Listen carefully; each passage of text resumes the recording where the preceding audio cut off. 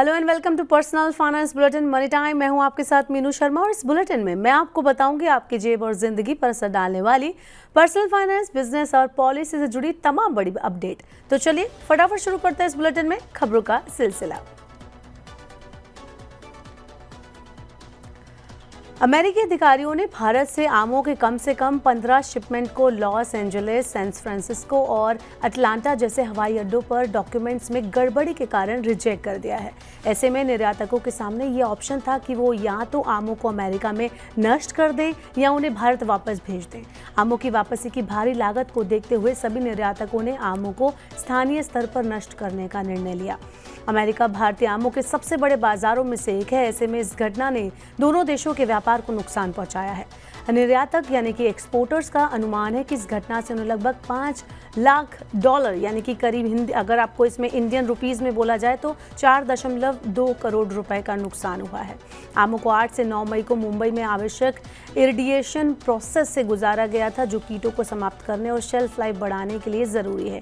एक खबर के मुताबिक अमेरिकी अधिकारियों ने इस प्रोसेस से जुड़े डॉक्यूमेंट्स में त्रुटियां पाई, लेकिन रिपोर्ट में कहा गया है कि समस्या प्रशासनिक गड़बड़ियों के कारण हुई थी, न कि वास्तव में कीटों की मौजूदगी के कारण।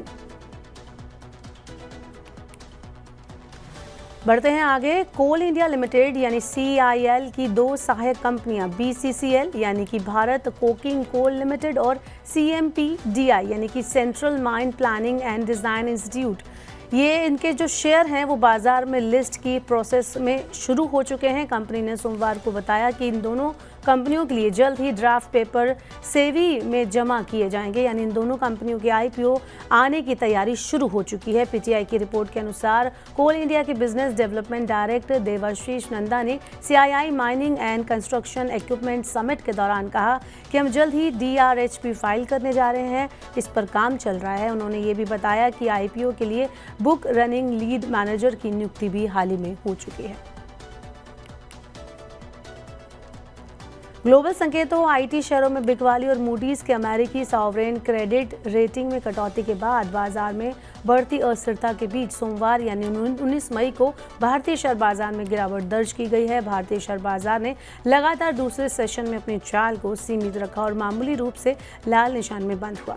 घरेलू टेक स्टॉक में एक बार फिर से बड़ी गिरावट देखने को मिली। 15 मई को 7 महीने के उच्चतम स्तर को छूने के बाद दोनों ही बेंचमार्क इंडेक्स एक सीमित कंसोलिडेटेड लिमिटेड में बने रहे। भारतीय बेंचमार्क सेंसेक्स 270 अंक गिरकर 82,059 पर बंद हुआ, जबकि निफ्टी 74 अंक गिरकर 24,945 पर बंद हुआ। बात करें BSE पर तो यहाँ पर 2,524 शेयरों में तेजी आई है, 1,571 में गिरावट आई है और 178 शेयरों में कोई भी बदलाव नहीं हुआ। टी स्टॉक सेंसेक्स पैक में Infosys, eternal, TCS, IndusInd bank, HCL technologies और रिलायंस इंडस्ट्रीज सबसे ज़्यादा गिरावट वाले शेयरों में लिस्ट हुए और 0.3% की और इसमें 1.1% के बीच की गिरावट देखी गई।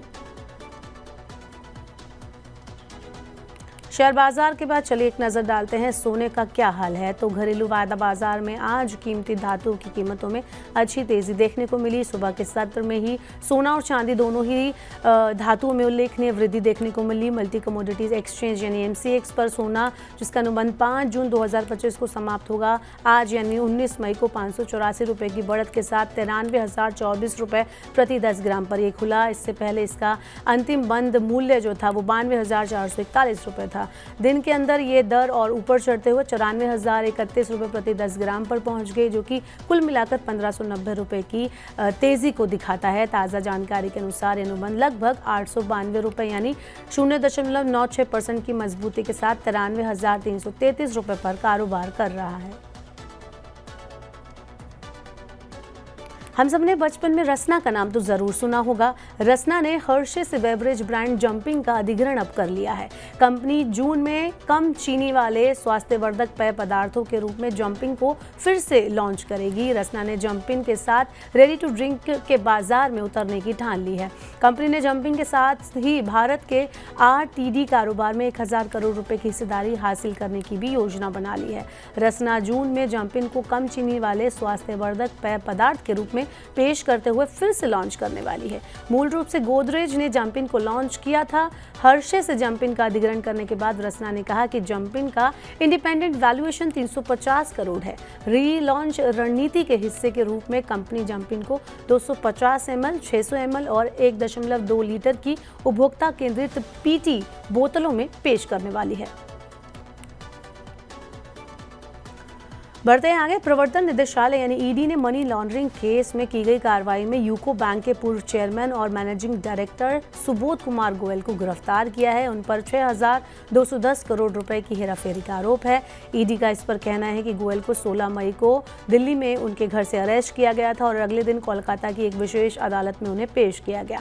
अब कोर्ट ने उन्हें 21 मई तक का ईडी की हिरासत में रखने के लिए बोला है। जांच में ये पता चला है कि कई शेल कंपनियां जो गोयल और उनके परिवार के मेंबर्स की ओर से नियंत्रित या लाभान्वित थी, उनका इस्तेमाल रिश्वत की रकम को मैनेज करने में हुआ है। इतना ही नहीं, कंपनियों के फंड का जो सोर्स है वो CSPL से जुड़ा हुआ है। 22 अप्रैल को गोयल और अन्य लोगों के ठिकानों पर छापेमारी के दौरान ईडी ने कई आपत्तिजनक डॉक्यूमेंट्स जब्त किए, जिसमें गोयल की ओर से ली गई अवैध रिश्वत का ब्यौरा भी था। बढ़ते हैं आगे। बुलेटिन में टेलीकॉम कंपनी वोडाफोन आइडिया के शेयरों में 19 मई को 10% तक की बिकवाली देखी गई, यानी कि गिरावट देखी गई, जिससे निवेशकों में काफ़ी निराशा हो गई है। दरअसल कंपनी ने भारत सरकार के एक अहम फैसले को सुप्रीम कोर्ट में चुनौती दी। कंपनी ने सरकार से $5 बिलियन से ज़्यादा के ब्याज और जुर्माने को माफ़ करने की अपील की थी, जिसे डिपार्टमेंट ऑफ टेलीकम्युनिकेशन यानी डोट ने खारिज कर दिया। अब कंपनी ने कोर्ट से अपील की है कि सरकार को जनहित में कार्रवाई करने का निर्देश दिया जाए, क्योंकि टेलीकॉम सेक्टर देश के लिए बेहद जरूरी है। साल 2019 में सुप्रीम कोर्ट के एक फैसले ने AGR यानी कि एडजस्टेड ग्रॉस रेवेन्यू की परिभाषा को बदल दिया, जिससे सभी टेलीकॉम कंपनियों की देनदारियां बढ़ गई। वोडाफोन आइडिया पर सरकार की ओर से करीब $9.76 बिलियन की बकाया राशि तय की गई है। कंपनी का कहना है कि इसमें से $5 बिलियन सिर्फ ब्याज और जुर्माने के रूप में है, जिसे माफ किया जाए।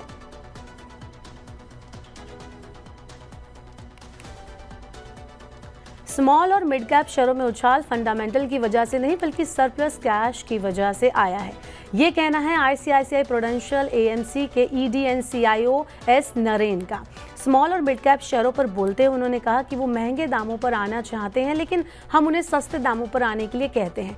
कम से कम आप आराम से पैसे जुटा सकते हैं, इसलिए अगर वो उचित मूल्यांकन पर पैसे जुटाना चाहते हैं तो इस समय भारत में बहुत सारा पैसा अवेलेबल है। साथ ही S नरेन ने बोला कि पहले बैंकों का मूल्यांकन बहुत ज़्यादा आकर्षक था, कई लार्ज कैप मिड कैप के मुकाबले बहुत सस्ते लगते थे। अब आज की डेट में हर जगह ये पता लगाना मुश्किल है कि मूल्य के बड़े क्षेत्र कौन से हैं। तो फिलहाल के लिए मनी टाइम में इतना ही। वक्त हो गया आपसे विदा लेने का। अब आपसे होगी कल मुलाकात। पर्सनल फाइनेंस से जुड़ी खबरों को पढ़ने, सुनने, उनसे जुड़े खास कार्यक्रमों को देखने के लिए आप मनी 9 के YouTube चैनल को जरूर सब्सक्राइब कर लें। साथ ही आज का हमारा मनी टाइम आपको कैसा लगा, नीचे कमेंट बॉक्स में अपना फीडबैक हमें देना ना भूलें। फिलहाल के लिए इस बुलेटिन में इतना ही। बने रहिए मनी 9 के साथ। नमस्कार, शुभ रात्रि।